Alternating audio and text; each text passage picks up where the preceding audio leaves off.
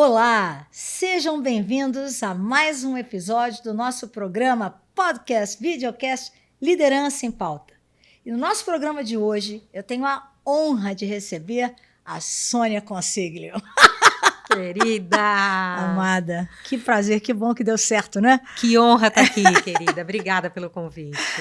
Gente, a Sônia é uma amiga minha, mas muito mais do que amiga. Ela é uma jornalista, executiva de carreira, conselheira, especialista em SG, articulista do Valor Invest e da Rádio Nova Brasil, escritora de livros. Tudo isso a gente vai falar a respeito. Uma das pessoas mais influentes do mundo, também vamos falar a respeito disso, né? Lá em 2016, quando ela recebeu essa indicação. E, Sônia, sempre aqui no nosso programa, a gente começa fazendo uma provocação, né? A gente gosta sempre de imaginar, eu pelo menos acredito, que a gente não veio nesse mundo a passeio. Todo mundo veio com um propósito. Então, minha pergunta para você é a seguinte: qual que é o seu propósito na Terra? Concordo plenamente, não viemos a passeio, né? Não faria sentido, né?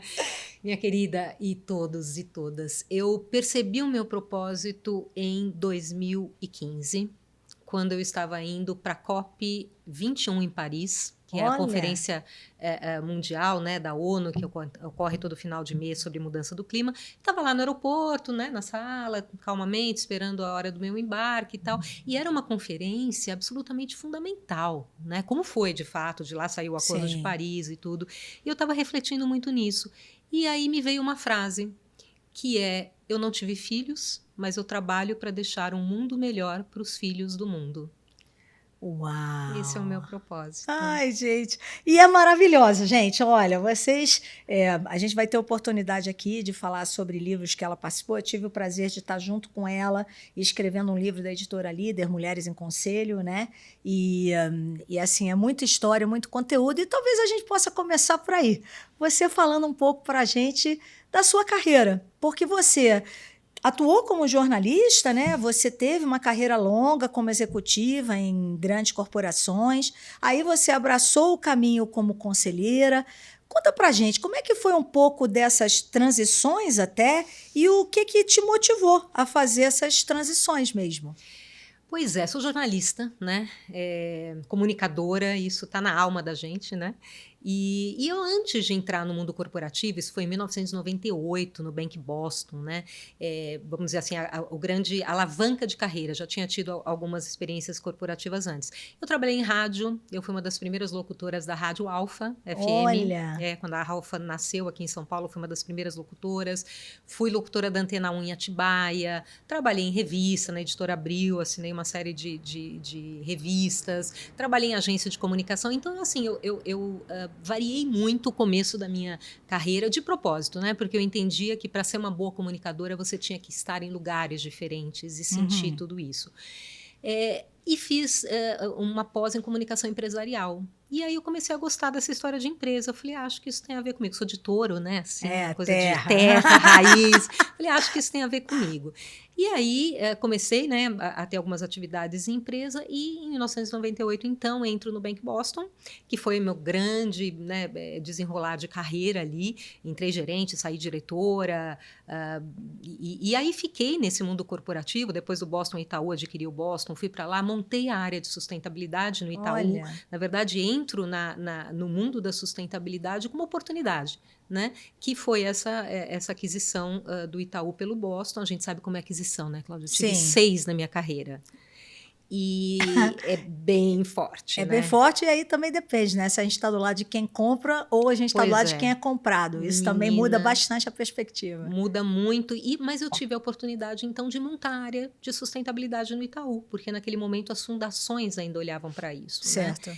E aí fico no Itaú 3 anos, vou para a Bolsa, fico 10 anos lá, também estruturando a área de sustentabilidade. Então, uma longa carreira executiva aí de quase 30 anos, né? Algumas experiências ainda antes de Boston. E aí a vida vai te encaminhando, né? Eu A também vida vai acho. te encaminhando onde eu entro para a minha fase atual, que é conselheira, membro de comitês, articulista, quer dizer, uma série de atividades em torno da sustentabilidade. Entendi. Muito bacana, né? E, bom, você narrando aí da sua carreira, você já está cobrindo o tema ou estudando, né? Porque a gente sabe que tudo que a gente estuda, mais a gente descobre que tem que estudar, né? É. Você já está nessa jornada há 20 anos, né? E quase assim, você viu esse tema mudar de nome, mudar de perspectiva, mudar do enfoque. Até numa visão mesmo educacional para a nossa audiência, eu queria que você comentasse um pouco o que você viu que foi essa trajetória da mudança de sustentabilidade e os porquês até por trás disso. Não, muito bacana a tua pergunta, porque hoje a gente tem uma série de confusões até em torno da sigla ESG, né? Vou chegar nela. Mas assim, voltando então lá no Itaú, né? Isso eu estou falando início dos anos 2000, né? Olha. Início dos anos 2000, 2007 especificamente a gente queria essa área de sustentabilidade, mas naquele momento a gente chamava responsabilidade socioambiental. Olha. Eram políticas de crédito socioambiental, né, fundos socioambientais, era essa terminologia que eu acho que era aquele momento em que as questões sociais e ambientais começavam a fazer um sentido para o business, então socioambiental, e por aí ficou um tempo. Rapidamente já se começou a falar em sustentabilidade, entendo aí que a gente traz muito do sustainability, né, que era a terminologia usada mais fora do Brasil, e essa é uma agenda mundial. Sim. Né? Essa é uma agenda mundial. Então, se ficou muito tempo sustentabilidade, algumas empresas com outros posicionamentos de desenvolvimento sustentável, e ficamos nisso. E aí a gente chega, né, na pandemia, a usar muito o ESG. O ESG surge na pandemia, né? É uma terminologia que vem do setor financeiro. Então, os investidores sempre usaram fatores ESG na tomada de decisão de investimento, critérios então, lá ESG. fora e no Brasil, o pessoal do mundo mais financeiro sempre usou essa terminologia. Exatamente, principalmente lá fora, né? Certo. Então, era isso. Quer dizer, quais são os critérios ESG da sua empresa? Vou avaliar para poder alocar recursos ou não. A pandemia e a minha leitura, né? Ela mostrou para a gente que o mundo é interligado, né? Sim. Cláudia? Assim, pela dor, a gente Sim. viu que é uma questão de saúde, que é social, relacionada ao meio ambiente, pois economia em lockdown. Exatamente. Então, a gente sabe disso, você viveu isso, né? As lideranças se envolvendo nessas questões, né? Virou o mundo de cabeça para baixo. E ESG surge aí muito forte nesse momento da pandemia. É mais fácil de falar, né? É mais fã, é mais bacana e tal. E teve o boom. Que eu até brinco que é a sigla mais famosa das galáxias, né? É uma brincadeira séria, mas é isso. E hoje a gente até vive, interessante isso, né? Um movimento anti-ESG nos Estados Unidos. É isso mesmo. Né? Temos lido a respeito e tenho ido a vários encontros com mulheres negras e, enfim, e o que eu vejo é todo mundo muito preocupado com esse step back, né? Com esse passo atrás que está aparecendo mesmo, né? Está saindo muita matéria em todos os veículos de comunicação dos Estados Unidos falando dessa onda anti-ESG. É um movimento bastante conservador, né? Sim. Vem principalmente de estados ali que a economia é baseada ali em combustíveis fósseis, em uma economia mais tradicional. Então, Sim. tem uma série de questões ali político-ideológicas, econômicas, etc. E aí o ESG, no final, acabou sendo o famoso boi de piranha, né? Quer dizer, isso tá ali. Mesmo. Mas de tudo, e é verdade, tem saído muita matéria, o que é mais, e eu escrevi um artigo a respeito disso, o que é mais importante é as ações acontecerem. Independente do nome ou da sigla que você dá para isso, né? Eu, inclusive, digo assim, eu trabalho para acabar com as siglas. Isso. Né? E que a gente saiba que essas questões entraram no mainstream, né? Então, mas voltando à tua pergunta, é mais ou menos a trajetória que a gente teve dessa terminologia, né? Hoje a gente usa ESG ou sustentabilidade, tem gente que faz diferenciação, eu não gasto tempo com isso. Eu também, acho que não, sabe? Não adiciona, porque no fundo algo tão estratégico, relevante, que a gente sabe não é uma área, às vezes é uma área, mas às vezes não, e o mais importante é realmente o tema estar no jeito de ser e fazer de uma empresa, a gente sabe disso. É isso, porque no fundo, na minha leitura, a gente está falando de uma mudança de modelo de mundo. Isso. É isso, para mim, que é toda essa discussão, né? Um mundo que passa a olhar para pessoas, para meio ambiente, para a forma com que a gente faz as coisas, junto com o econômico pela sobrevivência desse modelo. Então, depende se eu chamo É. A, B, C ou D. Mas você que viveu e vive isso, né, de perto, essa história da sustentabilidade, a sua evolução nos últimos 20 anos, imagino eu que há 20 anos atrás não tinha, assim, as empresas não compravam fácil isso, até porque muitas vezes a gente associava essa visão de sustentabilidade implantada a alguma coisa mais onerosa, né? Ah, vai ter investimento, é caro, e não tinha muito talvez dessa compra. Foi isso que você viu, e o que aconteceu para isso mudar? Foi exatamente isso, né? Quer dizer, eu até brincava assim, eu falava, você trabalha com o quê? Sustentabilidade? Hã? Do que você está falando? É O que você mesmo faz? acontecer? Era assim. Então, era realmente um mundo paralelo nas empresas, né?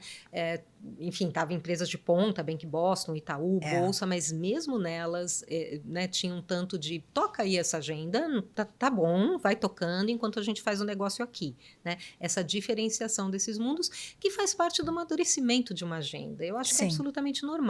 Agora, o que fez mudar esse jogo, né? Eu acho que basicamente 2 elementos ou 3. Primeiro, os riscos se materializaram. Uhum. Questões ambientais e sociais, desastre ambiental, risco, né, crise social, começaram a impactar o negócio. Uhum. Essas questões deixaram de ser, né, uma coisa de uma área para vir impactar ali as minhas. Interessante. Então, assim, risco materializou, oportunidade surgiu. Né? Então, quantas emissões de títulos né, em cima dessas temáticas tem demanda de mercado incrível? A gente começou a perceber que, opa, tem aqui um nicho interessante. Ao mesmo tempo, novas legislações vêm surgindo justamente porque risco e oportunidade começaram a entrar na conta, né, do ponto de Excelente. vista empresarial, e aí a gente aí entra na regra, né, Cláudia? Não tem jeito. Quer dizer, é uma questão concorrencial. É Ou isso. você se adapta àquilo, ou você vai perder mercado, né? E nesse bojo todo desse movimento, os investidores foram fundamentais, né? Porque o investidor é a força do capital. A gente vai fazer essa mudança pela sociedade, pelo consumidor? Vai, mas o capital é a representação do modelo atual. E a gente só muda o modelo com os protagonistas do modelo atual, né? Então, os investidores realmente começando a alocar recurso, perguntando, e grandes investidores, né? Sim. BlackRock, grandes gestores de recursos.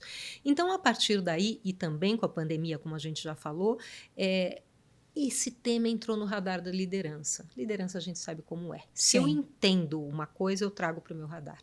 Eu priorizo, eu ponho nos meus planejamentos, eu começo a entender. E aí a gente tem, então, CEOs, conselhos, chegando, entendendo e trazendo para o seu jogo. Era inimaginável há 15 anos um conselho de administração falando essas coisas. Quiçá o CEO, É, né? Então, a gente sabe disso. é um movimento de negócio, um movimento de mercado mesmo. Eu achei super interessante a maneira estruturada como você foi dando os elementos que empurraram essa maior relevância do tema, da agenda, da mudança, da discussão até, né? Se é uma área, é uma filosofia, é uma estratégia, né? Dentro do que você falou sobre pressão de sociedade, pressão dos investidores. Você acha que isso foi algo... Em que percentagem você acha que isso impactou? Muito ou, na verdade, não dá para discernir? É um pouco de tudo do que você falou.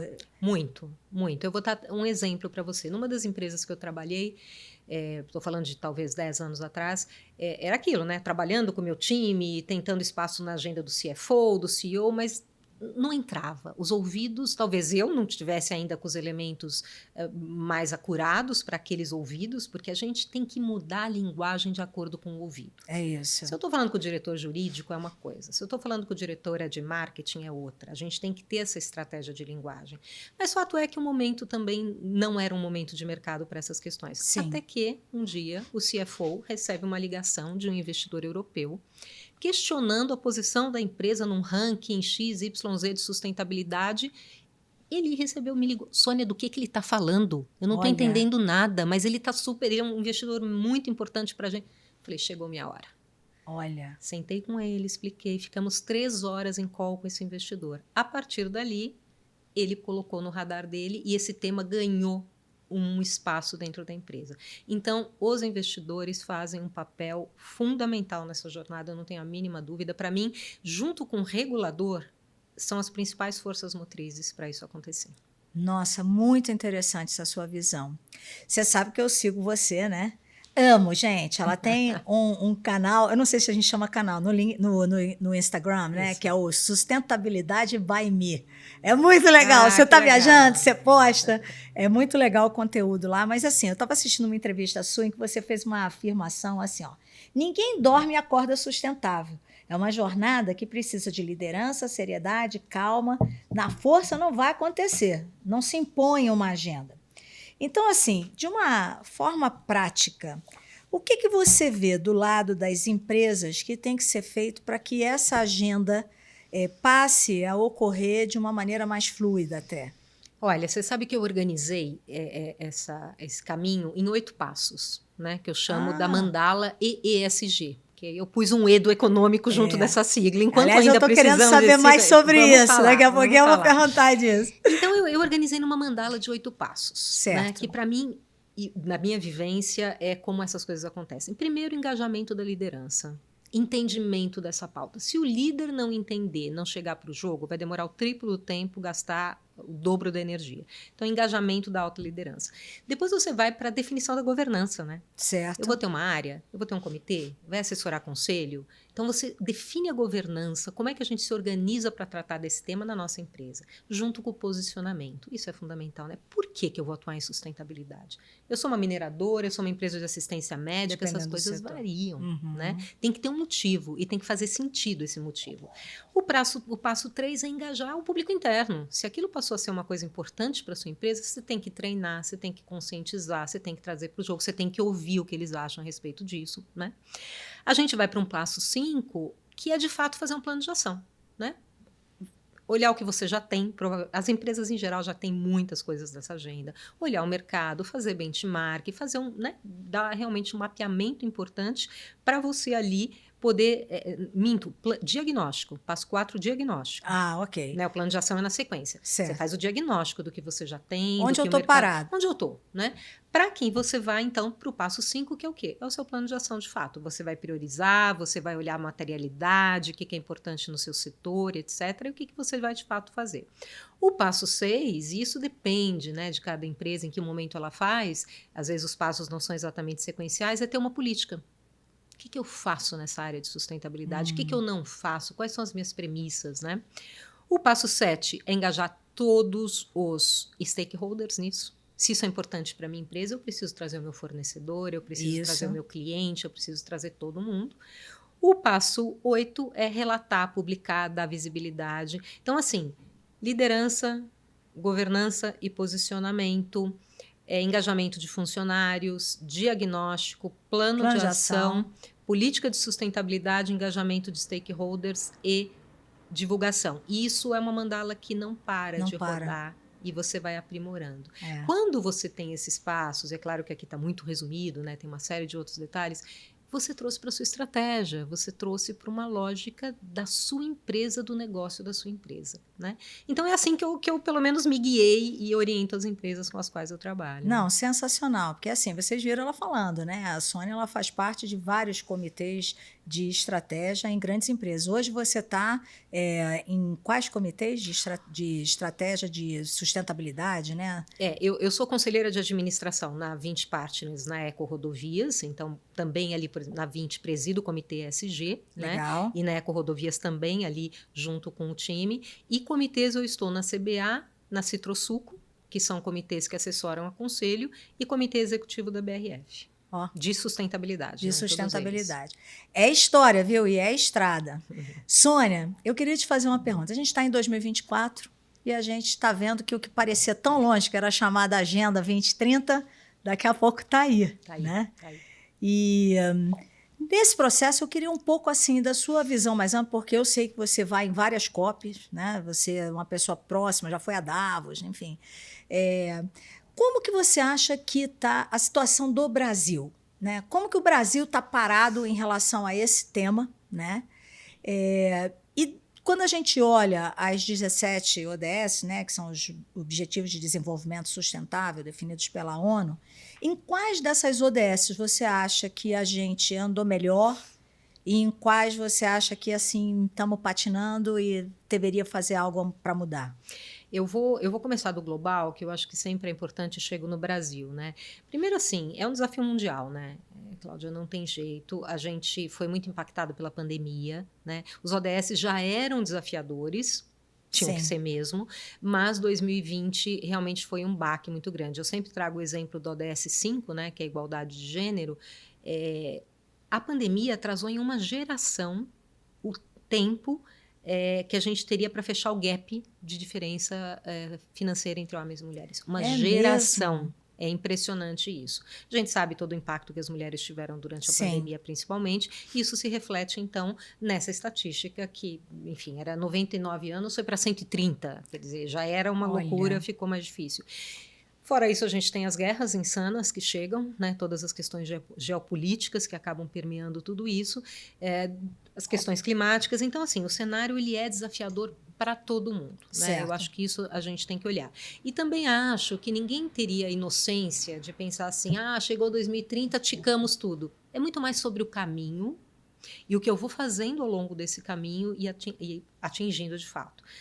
Agora, Brasil, acho que assim, a gente tem vantagens, né? Por exemplo, no ODS 7, que é energia acessível e limpa, por óbvio, a nossa matriz energética é mais limpa. Sim. Então, a gente tem algumas ODS em que a gente acaba tendo alguns diferenciais. Eu vou trazer um dado, eu gosto de dado de pesquisa, né? Ótimo. Porque muito jornalista gosta disso, né? E a audiência agradece, né? Ótimo ter gente com conteúdo aqui. Que é o Carrots and Sticks. Esse é um relatório feito pela GRI e alguns parceiros acadêmicos. E é bem recente esse que eu tô falando agora, que mostrou quais são os ODS priorizados na América Latina. Olha que interessante. Eles olharam para o mundo todo e na América Latina, que traz também o desafio Brasil aí embutido. Primeiro 8, emprego digno e crescimento econômico, né? A gente tem aí todo um desafio absurdo em termos de empregabilidade, de desigualdade social, né? Quer dizer, quando a gente fala de pobreza, quando a gente fala de fome, né? Eu acho que os ODS em torno disso, para nós no Brasil, tem que estar na prioridade. O 10, redução das desigualdades, exatamente, e o 12, que é consumo e produção responsáveis. Então, esses 3 foram os priorizados na América Latina e priorizados porque são gaps, né? E eu acho que isso, obviamente, o Brasil é o principal então, é o do país emprego ali. digno. Emprego digno, redução das desigualdades, consumo e produção responsáveis. Então, acho que esses são gaps importantes que a gente tem e tem que olhar muito fortemente para eles. Agora, de novo, né? A gente tem que pensar isso de uma forma integrada, porque tudo acaba impactando, um ODS acaba impactando no outro. Né? E você que anda assim pelo mundo, vai na COP, você acha que o Brasil consegue comunicar de uma maneira eficiente tudo o que a gente tem feito? Porque eu tenho uma sensibilidade de que a gente é muito criticado no mercado global, mas a gente está um pouco melhor. Mas não sei se estou sendo ingênua, né? Mas eu tenho uma sensação que a gente está um pouco melhor do que a gente é falado lá fora. Você acha que tem sentido isso que eu falei ou não? Tem sim, eu vou falar do meu lugar de fala, que é setor privado, né? Quer dizer, as empresas brasileiras dão show em práticas de sustentabilidade. Gente, é assim, não tem hoje uma iniciativa internacional que a gente já não esteja envolvido, já não esteja praticando, não tenha brasileiro, às vezes, liderando, né? A gente fala da TCFD, que é uma task force muito importante, que o Banco Central, né, trouxe agora para a sua regulação. A vice-presidente da TCFD desde o início era Denise Pavarina. Brasileira maravilhosa. Maravilhosa. Né? O quanto a gente sabe disso. Conselheira também. Né? Conselheira. Então, assim, as empresas brasileiras dão show, elas têm muito o que mostrar. Agora, eu acho sim que a gente precisa investir mais nessa visibilidade e eu acho que a gente tem que ter mais brasileiros se posicionando, estou falando de novo de setor privado, participando mais de painéis, participando mais, né, assim, de eventos. A gente sabe que vai, mas muitas vezes você não vê na mesa. Você não vê como speaker. E eu acho que a gente tem que investir mais nisso, porque tem muita coisa para mostrar. Bom, também tem uma outra frase que eu escutei de você numa entrevista, que foi o seguinte: sustentabilidade não é abraçar árvore, mas uma questão de business. E foi por isso também que você propôs, né, que tivesse o E. Foi a primeira vez que eu ouvi, né, foi você falando dessa sua ideia de não ser ESG, mas EESG, né? Mas aí eu vi que isso também não avançou muito. Qual foi a sua preocupação quando você falou sobre esse E na frente? Você sabe que isso surgiu ainda quando eu era diretora da Bolsa, numa reflexão com o meu time.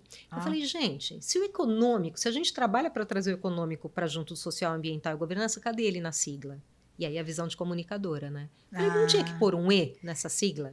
É que a priori está dentro do G, porque uma boa governança supõe-se que é para a empresa se perpetuar, ter resultado e por aí vai. Mas eu concordo com você que é subliminar, não é explícito. Não é. E tem agendas específicas que a governança não cobre do econômico. Ah, é? Quando a gente está falando dos KPIs econômicos em si, quando você está falando de PIB, quando você está falando de inflação, você não está olhando isso na governança necessariamente. Sim. Né? Então, mas essa é uma discussão que sempre vem. E eu acho que ela é super válida, né?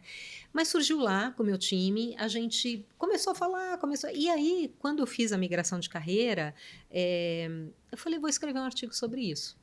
Né? Foi em 2020. Escrevi um artigo, o Valor publicou, e é justamente isso, quer dizer, a gente trazer, porque a lógica do econômico para junto do ESG. E quando eu mostro essa sigla para presidentes, conselheiros, conselheiras, não raro eles viram, o econômico está junto? Ah, não, então, pera lá, deixa eu entender melhor do que você está falando. Então, pode parecer um detalhe, mas não é. Tudo comunica. Tudo né? comunica. Tudo comunica. Então, assim, tem algumas empresas que usam, né? Cosan usa, a BRF usa, eles trabalham com ESG. Agora, de novo, eu acho que o mais importante é fazer, sabe? Assim, use a denominação que você usar. Eu uso, porque eu quero trazer sempre o caráter econômico junto dessa discussão, para a gente não voltar a ser um mundo paralelo. Né? E, na verdade, eu acho que é um pouco disso. Eu percebo na sua preocupação algo que vire realidade, né? Não fique só no campo das ideias. E, como você falou, várias forças fizeram esse tema estar mais presente. Pressão de investidores, a gente falou sobre isso. E tem outras vias que, eventualmente, pode ser uma pressão. Por exemplo, taxação de carbono. Isso tem um impacto econômico, né, nos negócios. Né? Proibição de importação de bens cuja origem tem a ver com desmatamento. E aí, eu que sou, por exemplo, uma empresa exportadora, não consegui mais fazê-lo. Né? Você acha que isso é também uma força que é importante, necessária acontecer para acelerar a agenda? Ou você acha que não? Tem muitos efeitos secundários não interessantes? Olha, eu acho que esse é um caminho natural dessa agenda. Quem já trabalha nela há muito tempo não vê isso como algo drástico, algo... Não, é o caminho natural. Se essas questões estão se tornando mainstream, se a gente está vendo que elas entram em planejamento estratégico, se elas trazem prejuízos e oportunidades para as empresas, isso vai virar mercado, né? Agora, o que eu acho mais... Então, eu acho que é o caminho natural mesmo para essas coisas acontecerem. Agora, velocidade, intensidade, forma, não dá para ser goela abaixo, tem que ser discutido, né? Tem que nem a União Europeia, que lidera todas essas questões. É meio como você falou, eu participei com ela de um painel, achei bem legal. Ela é um farol. Ela é um farol para a gente. Você pode questionar, né? É protecionismo da União Europeia, está atacando as questões concorrenciais, e acho que tem que ser questionado. Mas eu acho que o mais importante é a direção. Eles dão mesmo. E eles dão a direção. Então, eu acho que assim, quem já está mais preparado, quem está mais tempo nessa jornada, está vendo como oportunidade, né? Sim. E está entendendo assim, onde eu tenho que me adaptar, o que eu tenho que fazer. Claro, vai ter gente que vai sofrer mais, agora, de novo, né? É uma questão de visão. É uma questão de visão e o quanto eu acredito que eu preciso me diferenciar, porque o mundo vai para lá, né? Sim. E aí, falando do que são, então, eu não vou nem falar mais as 3 letrinhas, são as 4 letrinhas, o EESG, Sônia. Você acha que, para a realidade brasileira, tem alguma dessas letras que é um maior desafio? Ou não? A gente está com tantas dificuldades que todas são relevantes. Em que estágio você lê que o Brasil está? Olha, eu acho que, sem dúvida nenhuma, o S do social. Eu tenho essa opinião também. Não tenho a mínima dúvida. Todas as pesquisas que eu vejo, que eu leio, pesquisas com investidores, é interessante isso, que eles falam assim, eu tenho dificuldade de alocar recurso nessa agenda. Não tem tanta métrica, eu não consigo exatamente priorizar. Então, o S é um desafio, né? É o maior desafio, na minha visão. Eu entendo que o G veio primeiro, Interessante isso no É. Brasil. Se você olhar, É verdade. IBGC, Isso. ó com quem eu estou falando aqui, a mestra da história, IBGC, níveis diferenciados de governança da Bolsa, novo Isso, mercado. novo O mercado. primeiro índice de sustentabilidade da Bolsa é o IGC, Índice Isso. de Governança Corporativa, né? Se você olhar. Então, o G vem primeiro. E eu acho que o G ele é basilar. Ele está na base da atuação das demais dimensões. Então, o ambiental, ele é muito palpável, né? É. Desmatamento, derramamento de óleo, vazamento. E o S é difícil, hein? Difícil falar de pobreza, né? É difícil falar de fome. É. E eu não sei a sua vivência, mas a minha é assim, nas empresas, quando a gente entra no conselho para falar do S, tem sempre uma dúvida até que ponto é algo de responsabilidade da empresa ou é algo que deveria ser uma política governamental. Eu vejo que isso surge mais como dúvida do que dúvida o que eu tenho que fazer no meio ambiente. Uhum. Porque, no final das contas, o meio ambiente está muito intrínseco, né? Muito interligado com o processo produtivo e com o produto final. Sim. Que eu vou exportar ou que eu vou vender, em que alguém vai fazer algum tipo de pergunta, né? Mais sobre a parte de sustentabilidade, né? Ou de produção mesmo. Então, eu compartilho com você dessa visão. Eu acho que o S ele é o mais difícil da gente conseguir trazer para uma visão mais palpável para avançar essa agenda. Não, e a sua leitura eu acho que ela é precisa, né? Quer dizer, as questões ambientais estão ali muito interligadas com o meu negócio, né? E o social é isso, né? Quer dizer, o poder público tem a função de ter escala, de fazer política pública, de garantir saúde, Então, assim, até que ponto vai um, vai o outro? Eu acho que, assim, de novo, as empresas estão fazendo independente dessa leitura, umas com mais, outras com menos dificuldade. E a gente tem que ver, por exemplo, falando de novo de União Europeia, que já lançaram a diligência em sustentabilidade em fornecedores no mundo todo. Olha. Então, qualquer fornecedor que trabalhe com a União Europeia vai ser fiscalizado em direitos humanos, além da questão ambiental. Olha. Então, eu acho que é isso. A gente tem que olhar com muita maturidade para as questões sociais. Primeiro, por óbvio, é a coisa certa a se fazer. Isso. Né? Então, e depois, porque de fato elas vão ter um impacto absurdo. Né? É isso. A gente acabou começando a falar sobre esse nosso universo de conselhos, né? Eu queria escutar a sua opinião, Sônia. Você analisa como conselheira, né? Olhando os boards onde você já atuou, ou conversando com outros conselheiros de outros boards, né? Você acha que a conscientização dos boards acerca desse tema estratégico que é a sustentabilidade, isso está além, igual ou aquém do que a gente tem, né, de maturidade no pensamento e na discussão de outros temas estratégicos na empresa? Olha, primeiro eu acho assim, né, é importante sempre a gente dizer que cada board é um board. Isso é bem importante, né? Você sabe disso. Quer dizer, você está em é de um jeito, com uma lógica. Mas, assim, olhando de forma geral, eu acho que a gente está no momento anterior, quando a gente fala de ESG, na conscientização em relação a outros temas estratégicos, e isso é absolutamente normal. Por quê? Porque é um tema que vem ganhando esse espaço e essa relevância e mostrando o quanto ele agrega valor. Então, eu acho que tem, como eu diria assim, eu acho que os boards não têm mais dúvida de que tem que olhar para isso. Alguns estão mais letrados, outros menos. E eu acho interessante, vou trazer mais 2 dados aqui. Opa! UI, Center for Board Matters, né? Pesquisa agora super recente. Prioridade dos conselhos de administração para 2024 nas Américas.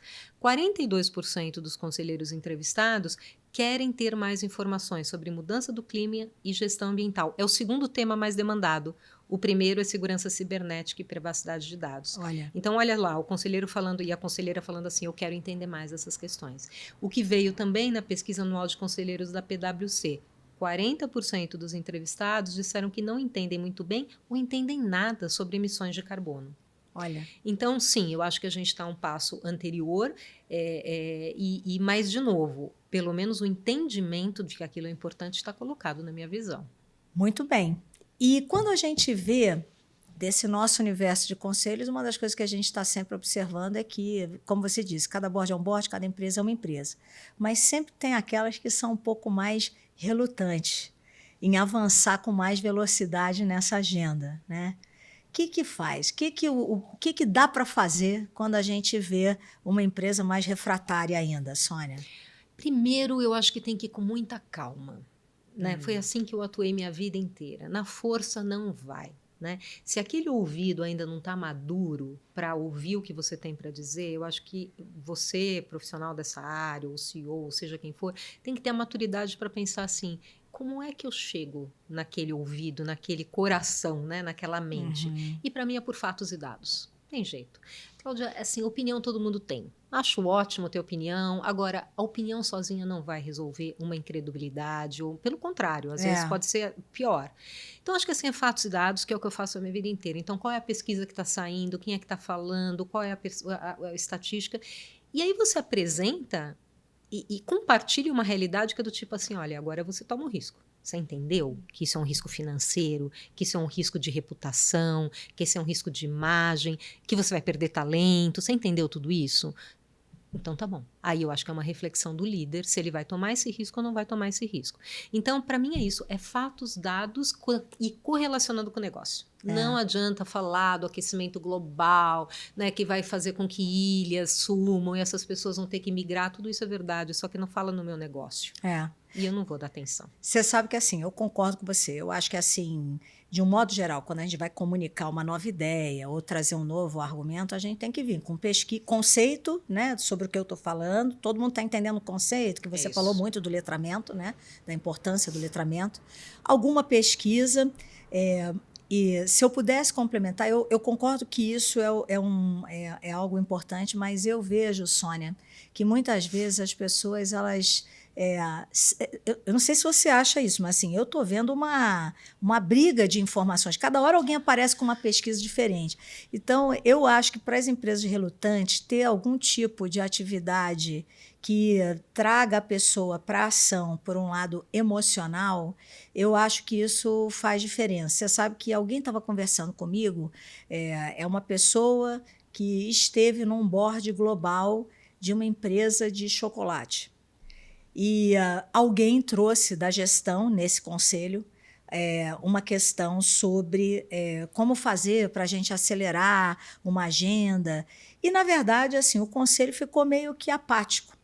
Eles marcaram, então, uma visita do conselho às plantações de cacau na África, num país X lá, onde tem as plantações dos maiores fornecedores, né, dessa empresa. E eles foram lá e viram uma realidade socioeconômica super difícil, crianças trabalhando. Isso trouxe o início de uma discussão, porque eles ficaram tão abalados quando eles viram. Sabe, é isso que eu estou falando, dessa vivência que dá aquela mexida. Então, assim, eu acho que além de trazer para o conselho, para a alta liderança, esses fatos e dados, criar algum tipo de vivência que traga uma mobilização emocional, eu acho um caminho interessante para aquelas empresas que estão mais refratárias ainda. Não, eu super concordo. Acho que... você sabe que eu tenho uma frase também que eu uso muito e acho que dá para colocar aqui, que eu entendo que essas questões vão entrar por 3 caminhos. Amor, dor ou inteligência. É isso. E cada um vai por uma lógica. Tem a pessoa que é mais racional, a pessoa que é mais emocional. Então, assim, amor é isso, né? Eu entendi, eu quero que isso aconteça, eu tenho convicção nesse caminho. A dor é a perda, né? Perdi imagem, perdi dinheiro, perdi valor em bolsa por uma questão ambiental, social. Nem acredito muito nessa história, põe alguém para cuidar. É isso. Depois vai entender. São 7. Ou inteligência, eu acho que entra muito no fatos, no dados, no entender a questão estratégica e fazer isso acontecer. Eu acho que uma junção, eu costumo dizer assim nas minhas aulas e palestras, se você junta amor e inteligência é o melhor dos mundos. Agora, a dor eu tô passando. Dor tô fora. Não quero não. Sônia, eu acho que assim, depois de ouvir tudo que você trouxe, né, uma vivência lindíssima, maravilhosa, né, é por isso que a gente não tem dúvida por que você foi indicada em 2016 como uma das pessoas mais influentes nessa atuação, né, e trabalho junto às ODSs no mundo. Como que foi para você? De onde surgiu essa premiação, né? Compartilha conosco essa história. Ai, que história, né, linda, assim. Você sabe que a ONU tinha lançado em 2015 os ODS, então, né, entrou no ar. Em 2016, ela criou essa premiação, é um reconhecimento, é assim que eles chamam. E aí, a minha funcionária, eu ainda estava na bolsa, a Luísa, chegou para mim e falou, Só, você tem que se inscrever. Eu falei, eu? Não, imagina, ainda tem muita coisa para fazer. Vamos ver quem vai ganhar o ano que vem? E a gente vê, eu vou... Não, você tem que se inscrever. Não, imagina, não sei o quê. Minha funcionária... Aí eu falei, tá bom, Luísa, vamos nos inscrever. Aí fui no meu CEO. Falei, olha, eu acho que você deveria ser indicado. Eu queria te indicar para ser o SDG Pioneer. Posso pôr o seu nome? Ele falou assim, não, não é o meu nome, é o seu nome. É você que está trabalhando nisso há quase Olha, 20 que legal, anos, hein? 15 anos. E aí, então, por conta dos dois, eu acabei me candidatando ali. É uma candidatura da pessoa, né? Claro que ela fez e, né, ao longo do tempo pelos ODMs primeiro, Objetivos de Desenvolvimento do Milênio, depois pelos ODS. E eu lembro como se fosse hoje, eu estava na minha casa, era um feriado aqui no Brasil, aí eu olhando assim, aí eu recebi uma mensagem, você foi escolhida como uma das 10 entre as 800 pessoas que se inscreveram no mundo. Eu fiquei olhando e falei assim, não, será que eu entendi direito o inglês? Deixa eu Vou ler olhar de novo, novo. né? Vai que, né? E aconteceu, no final fui uma das 10, né? Eles elegem 10 por ano. Do Brasil, eu e Ulisses, Sabarada Beraca, outra Olha. pessoa incrível. E, Cláudia, foi uma semana de sonho em Nova York. Porque foi uma premiação na Assembleia Geral da ONU, Nossa. o Ban Ki-moon. Depois eles fizeram uma caricatura de cada pioneiro que ficava na Times Square. Então eu passava lá, ficava me vendo ali, Ai, que top! randomicamente na Times Square. Uma semana inteira, né? Jantar e tal. E aí, o mais importante disso é que, assim, isso tudo não faz diferença se você não entende a importância daquilo para você, Sim. para sua vida. Por que isso aconteceu comigo? Qual a relevância disso, né?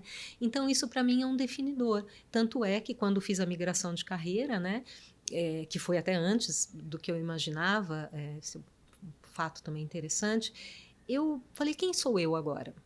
Eu não tenho esse sobrenome corporativo que eu tinha por 10 anos, mas eu trabalho nessa área há mais de 20. É isso. Foi aí que surgiu Sustentabilidade by Me, e a minha assinatura de e-mail e tudo que eu faço tem lá a minha caricatura que a ONU fez para mim. É aquela, eu vejo você usando, eu não meu cartão de sabia. visitas, minha assinatura. Ali foi a ONU que fez a partir de uma foto que eu mandei. Então, SDG Pioneer para mim, primeira mulher SDG Pioneer, né? Também fico feliz com isso, de ter sido. É isso, obrigada por me permitir falar. Ah, não, maravilhoso. E é isso mesmo, uma pioneira. Também uma pioneira quando a gente fala em compartilhar as suas histórias. E aí, gente, eu quero falar com você agora sobre você como escritora. Gente, esse livro é sensacional. Vivi para ver. Assinatura embaixo. A história e as minhas histórias da sustentabilidade ao ESG. Recomendo, super interessante, com várias histórias. Conta pra gente como é que foi um pouco do processo criativo. O que você imaginou fazer e deixar isso pronto? É como se fosse um manual, não? O que você está vivendo, né, a partir da publicação desse livro, Sônia? Ah, um carinho tão grande com ele, né? Você sabe que, assim, jornalista sempre quer escrever livro, né? Ah. Eu já tinha publicado um independente com as minhas crônicas, quando eu fiz 50 anos, mas eu queria escrever um livro como editora e tal. E eu já tinha esse livro na minha cabeça. Ah. Eu passei na minha vida corporativa por 6 fusões ou aquisições, sempre liderando a área de comunicação interna. Oh. Então tem todo tipo. Brasileiro que compra brasileiro, estrangeiro, todos os tipos. E aí eu falei, eu vou escrever um livro sobre os bastidores dessas fusões, e o título vai ser Sou Taurina e Odeio Fusões. Porque do dia para a noite você não tem mais o chefe que tinha, não tem mais a empresa que tinha, não tem mais o propósito que tinha, tudo bem. É um monte de oportunidade que surge, mas é dolorido, Sim. é difícil. Mas você escreveu esse livro? Não escrevi. Por quê? Saí da bolsa, fui me tornar conselheira e eu falei, esse livro deixou de fazer sentido para mim. Sim. Esse livro deixou de fazer sentido. Interessante né? isso. E aí eu falei assim, Sustentabilidade by Me, eu usava essa hashtag muito em redes sociais, hashtag Vivi pra Ver. E é legal ver que as pessoas usam, né? Porque era assim, vivi para ver isso acontecer. Vivi para ver algo que eu trabalho há mais de 20 anos estar sendo falado, está sendo, né, pelo CEO. E aí foi meio natural. Eu comecei, era 2020, pandemia, né? Comecei a lives, eu falei assim, eu vou contar as minhas histórias. Se eu sou jornalista, se eu tenho uma carreira nisso, eu vou escrever minhas histórias. E foi aí, então, que surgiu Vivi para Ver com 50 histórias da minha carreira toda, correlacionando com os ODS. Olha, então, as histórias têm a relação com os ODS desde a minha época de rádio até Conselheira, que foi o último capítulo, e aí lancei em 2021 e tenho um carinho fenomenal por ele. E ele, na verdade, não surge para ser um guia, né, ajudar no letramento. Claro, tem até história que eu trago os marcos da sustentabilidade ali e várias pessoas trazem isso para mim. Falam, puxa, aquilo que você fez me ajudou a implementar na minha área. Então, isso funciona. Agora, os principais feedbacks que eu recebo do livro é assim, eu percebi que dá para fazer, você me inspirou porque você fez lá atrás quando não dava para fazer, então dá para fazer. Então, assim, o carinho que eu recebo a partir do livro é uma coisa que é indescritível. Eu imagino, eu sei como é isso, eu também escrevo. Ainda estou com o meu livro saindo do forno. Não vejo mas... a hora. Não vejo, estou na lista. Mas, assim, tudo que a gente publica, né, nas redes, e artigos, é muito legal o feedback que a gente recebe das pessoas e é realmente uma fonte de inspiração. E esse bichinho de quando a gente começa a escrever livro, a gente não para, né? Não. Eu queria que você comentasse com a gente desse segundo livro. É esse aqui. Também uma hashtag. Sobreviver. Sobrevivi. Vivi para ver e sobrevivi. Né? O que li, aprendi e vivi no meu luto. Eu venho de uma perda muito profunda, de uma pessoa muito especial na minha vida, meu companheiro de alma de 30 anos, ex-marido, mas companheiro de alma. Eu li 24 livros nesse período. Foi uma forma que eu procurei, né? Apoio aí nessa jornada. E aí eu achei que poderia ser um conteúdo que ajudasse as pessoas, porque luto ainda tem muito preconceito em torno do luto. A gente não sabe falar sobre isso. Não. A gente não sabe se a gente fala o nome da pessoa que partiu, ou se a pessoa vai ficar muito triste, ou se ela não vai superar. Não se supera luto. Não se supera luto. Você aprende a conviver com ele. Então eu organizei no hashtag Sobrevivi esses 24 livros em 6 categorias. Então, um livro que fala sobre o que acontece no cérebro quando você perde alguém. O cérebro não entende, Cláudia. Como que uma pessoa tão importante para mim, para ela, não está aqui hoje? Não. Por isso que você pega o telefone e você fala, vou ligar. É o cérebro tentando. Então, assim, livros psicológicos, então, ciência, psicológicos, espíritas, autoajuda, testemunhais e diários. E coletei os trechos que mais me marcaram em todos esses livros. Nesses que você leu. O hashtag Sobrevivi. Então, o Vivi para Ver e o Sobrevivi, os dois têm muito conteúdo. Então, tinha que virar mesmo livro, né? Mas você é articulista, né? Do Valor Investe e da Rede Nova Brasil, né? E eu imagino que tenha uma coisa, um pouco mais de uma produção, mais frequência, né, para escrever os artigos, e aí vem a difícil escolha de sobre o que escreverei. Eu queria que você comentasse com a gente como é o seu processo criativo ou decisório para esses artigos que você escreve maravilhosos saírem publicados. Que pergunta bacana. Aliás, todas as perguntas aqui, quando eu me preparei aqui para a entrevista, eu falei, gente, cada pergunta bacana. Eu acho que os artigos me escolhem. Olha. E vou dar um exemplo de hoje, hein? Na verdade, assim, claro, eu vou lendo uma pesquisa, eu vou conversando com uma pessoa, então eu vou relacionando, eu tenho uma lista de temas, né? Falei, eu vou escrever sobre isso. E aí, por exemplo, semana que vem eu escrevo o próximo artigo do Valor, eu já estava com o tema absolutamente definido. Hoje eu estava mexendo, eu falei, não é esse tema, é o outro, porque isso aqui está pulsando mais. Então tem uma coisa... E quando você fala está pulsando mais, dentro de você ou no que você está vendo na sociedade? Porque aí eu tento sempre pôr um tema que seja relevante naquele momento. Né?